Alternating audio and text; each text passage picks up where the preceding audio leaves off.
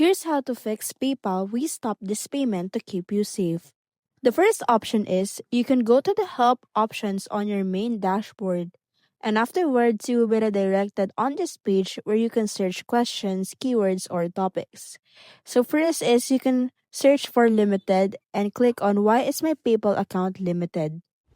Afterwards, you can now go ahead and click on that and you will see there the resolution center. Click on the resolution center so that the PayPal system will help you. The other option is you can go back to the main dashboard and click on the wallet options. After clicking on the wallet options, what you need to do is to re-enter the information that you wanted to link your bank with. So you can re-enter the bank details, the link bank with, and then you can now go ahead and try if transferring of money will now succeed without having to fix it or error has been keeping you complaint.